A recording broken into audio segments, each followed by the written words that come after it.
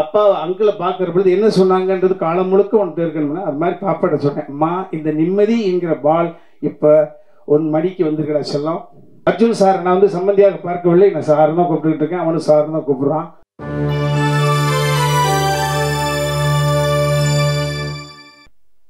ஒரு தந்தை அப்படின்ற ஒரு ஸ்தானத்திலிருந்து பேசுகிறது ஒரு நெகிழ்வான விஷயம். இந்த இடம் என்பது நான் நிற்பதற்கு காரணம் மேலே இருக்காங்க அம்மா அப்பா. என்னை இயக்கி கொண்டிருப்பது அவர்கள் வளர்த்த வளர்ப்பு. என்னிடம் ஒன்றுமில்லை. ஸோ அதை நான் தெளிவாக இருக்கேன். நான் ஏதாவது சாதிச்சிருக்கேன் அப்படின்னா அந்த all credit goes to my dad and mom தான். இவன் ஏதாவது சாதித்தால் அது நான் சாதித்ததாக பொருள். இவர்கள் பிறக்கும் குழந்தை சாதித்தால் அது இவர்கள் சாதித்ததாக பொருள். எனக்கு இறைவனிடம் அந்த பொறுப்பை கொடுத்துருந்தேன். எங்கள் பாப்பாவை நான் முதல்ல சந்தித்த பொழுது எங்கள் பாப்பா கிட்ட சொன்னது தான், அதை உங்கள்கிட்ட பகிர்ந்துக்கிறேன். முதல்ல சந்தித்த பொழுது பாப்பா கிட்ட சொன்னது, ஒரு மனிதன் குழந்தையாக பிறக்கிற பொழுது அவனுடைய நிம்மதி என்பது அவங்க தாய் தந்தைகிட்ட இருக்கு. அதற்கப்புறம் வீதியில் விளையாட போகிற பொழுது நம்ம யார் கூட விளையாடுறோமோ அவங்கள்ட்ட போகுது அந்த நிம்மதின்ற பால். அதுக்கப்புறம் பள்ளிக்கூடத்துக்கு போகிற பொழுது பக்கத்தில் யார் உட்காந்துருக்காங்க அவங்களோட கேரக்டர் நம்மளை வந்து இன்ஸ்பயர் பண்ணும். அந்த நிம்மதின்ற பால் அவங்கள்ட்ட போகுது. பாடம் சொல்லி கொடுக்கும் வாத்தியார்கிட்ட போகுது. கல்லூரிக்கு போகிற பொழுது அதே தான் தொடருது. நண்பர்கள் யார், பக்கத்தில் இருப்பது யார், யாரிடம் இறைவன் கைகுலுக்க தூண்டுகிறான், யாரிடம் இறைவன் நம்மளை மாணவனாக சேர்க்கிறான். வேலைக்கு போகிற பொழுது நம்மளை விட உயர்ந்த இடத்தில் இருக்கக்கூடிய அதிகாரிகள்கிட்ட போகிறது அந்த நிம்மதி. இப்படி ஒவ்வொரு நிம்மதியாக போகிற பொழுது அதற்கு அப்புறம் பர்சனல் வாழ்க்கை என்று வருகிற பொழுது நமது நிம்மதிங்கிற பால் நம்மளை கரம் பிடிக்க போகக்கூடிய வாழ்க்கையினுடைய துணைக்கிட்ட போயிடுது, நம்ம மனைவி கிட்ட போயிடுது. அதே போல என் மனைவி கிராமத்தில் கல்யாணம் பண்ண எங்கள் பெரியம்மாவோட பேத்தி. அதற்கு பிறகு என் மனைவி கன்சீவ் ஆகிற பொழுது இறைவா என் மூலமாக இந்த சிசு உருவாகி இருக்கு, இந்த பூமியில் பிறக்கிற பொழுது இந்த சிசு ஆரோக்கியமாக பிறக்க வேண்டுமே என்ற நிம்மதி அங்கு போகுது. அந்த என் மனைவியுடைய அந்த கற்பம் சூழ்ந்திருக்கிற போது இந்த வயிற்றில் போகுது. அதே போல அந்த நிம்மதிங்கிற பால் மறுபடியும் சுழண்டு வந்து இவன் வயிற்றுக்குள்ள இருக்கிற பொழுது இவன் ஒழுங்கா பிறக்கணுமே போச்சு. இப்படி தொடர்ச்சியாக போகிற பொழுது என் மகளுக்கு வரம் தேடுகிற பொழுது மருமகன் நல்லா இருக்கணுமே, அவனுக்கு எந்த விதமான அந்த மாதிரி அவன்கிட்ட போச்சு, மருமகன்கிட்ட போச்சு. அந்த மருமகனை தேர்ந்தெடுக்கக்கூடிய உரிமையை கூட என் மகனிடம் தான் கொடுத்தேன். காரணம், ஒருவருக்கு 2 குழந்தை இருக்கலாம், 3 குழந்தை இருக்கலாம், எனக்கு 2 குழந்தை.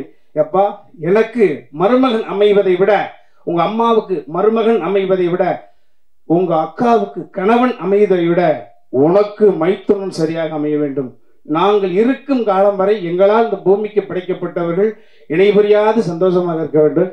ஸோ நீ சொன்னீங்கன்னா மகளை கொடுத்துருவேன். ஸோ அப்படிதான். ஸோ இந்த நிம்மதி என்பது தொடர்ச்சியாக என் மகள் இப்போ இறுதியாக எங்கள் பாப்பாட்ட சொன்னேன், அம்மா இறைவன் நம்மளை அடிக்கடி சந்திக்க வைக்கக்கூடிய சூழ்நிலை உருவாக்கி கொடுத்துனா நிறைய பேச போகிறோம்.